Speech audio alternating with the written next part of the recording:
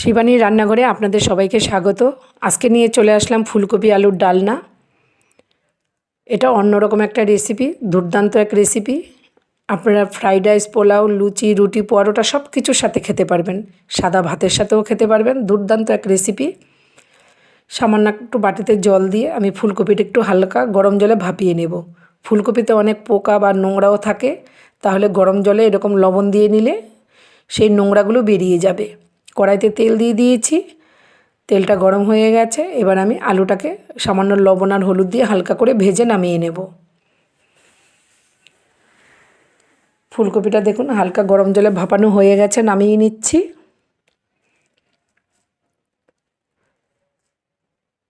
এদিকে আলুটাও দেখুন লাল করে ভাজা হয়ে গেছে, নামিয়ে নিলাম। তারপরে ওই তেলের মধ্যেই আমি ফুলকপিগুলো একটু ভেজে নেব। সামান্য একটু হলুদ দিয়ে দিলাম, একটু লবণ দিয়ে দিলাম, দিয়ে আমি ফুলকপিটাকে ভালো করে ভেজে নেব। ফুলকপিটা একটু নেড়ে চেড়ে চলে যাচ্ছে একটা মশলা গুলিয়ে নেব। এই বাটির মধ্যে আদা জিরে বাটা ছিল, তার মধ্যে আমি দিয়ে দিচ্ছি হলুদ, সামান্য একটু ঝাল লঙ্কার গুঁড়ো আর দিয়ে দিলাম ধনে গুঁড়ো। ব্যাস সামান্য একটু জল দিয়ে আমি এটা গুলিয়ে পাশে রেখে দেব।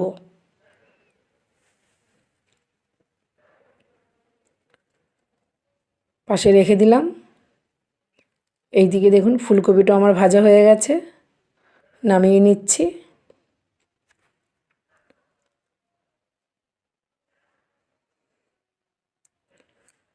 একটা পাত্রে নামিয়ে নিয়েছি। ওই তেলের মধ্যে আমি দিয়ে দিলাম তেজপাতা, দারচিনি আর গোটা জিরে দিয়ে বেশ ভালোভাবে একটু নেড়ে নেব। সুন্দর একটা গন্ধ বেরিয়ে আসলে তখন কেটে রাখা টমেটোটা দিয়ে দিতে হবে। আর দুটো চেরা কাঁচা লঙ্কাও দিয়ে দিলাম, দিয়ে ভালোভাবে একটু নেড়ে নেব। সামান্য একটু লবণ দিয়ে দিলাম, তাহলে কি বলুন তো টমেটোটা একটু নরম হয়ে যাবে।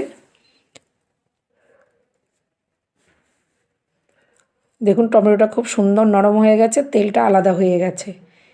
এবার যেই মশলাটা আমি গুলিয়ে রেখেছিলাম সেই মশলাটা দিয়ে ভালোভাবে একটু কষিয়ে নিতে হবে।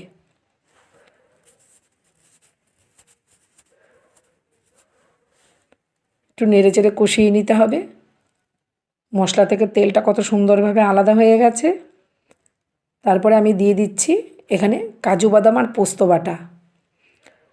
আমি আগে থেকে বেটে রেখেছিলাম কাজু আর পোস্ত বাটা, সেটা আমি ভালো করে মিশিয়ে নিলাম। দেখুন এর পাশ দিয়েও খুব সুন্দরভাবে তেলটা আলাদা হয়ে গেছে। তার মধ্যে ভেজে রাখা আলু ফুলকপিটা দিয়ে দিলাম, দিয়ে খুব ভালোভাবে নেড়ে নিতে হবে মশলার সাথে। ফুলকপি আলুটা ভালোভাবে মেশানো হয়ে গেলে পাশে গরম জল বসানো আছে, আমি এবার পরিমাণ মতো জল দিয়ে দেব।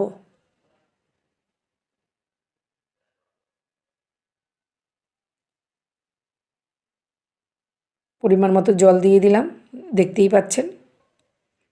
এবার ভালোভাবে মিশিয়ে নিলাম। সামান্য একটুখানি ঢেকে দেব। তারপরে ঢাকনাটা তুলে দেখুন চলে আসলাম, কি সুন্দর আলুটাও সেদ্ধ হয়ে গেছে, একদম মোমের মতো হয়ে গেছে। এবার স্বাদ মতো একটু মিষ্টি গুঁড়ো দিয়ে দিলাম।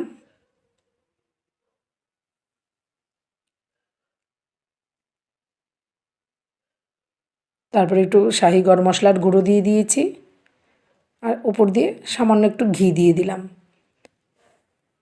ব্যাস কমপ্লিট হয়ে গেল আমার আলু ফুলকপির ডালনা। আপনারা যদি চান এর মধ্যে একটু কাসুরি মেথিও দিতে পারেন, কিন্তু আমি আজকে এইভাবেই রান্নাটা করলাম। এবার আমি একটা পাত্রে নামিয়ে নিচ্ছি। এইরকম একটা রেসিপি আপনারা আগেই বলেছি, পোলাও, ফ্রাইড রাইস, লুচি, রুটি, পরোটা সব কিছুর সাথে এরকম একটা রেসিপি আপনারা রাখতে পারেন। দুর্দান্ত এক রেসিপি, নিরামিষ দিনে তো অবশ্যই রাখতে পারেন। দারুণ এক রেসিপি। যদি আমার এই রেসিপিটা আপনাদের ভালো লেগে থাকে সবার সাথে শেয়ার করে দিয়ে আমার পাশে থাকবেন, আমার চ্যানেলটাকে সাবস্ক্রাইব করে দেবেন। দেখা হচ্ছে নতুন রেসিপি নিয়ে। আজ আসি, টাটা।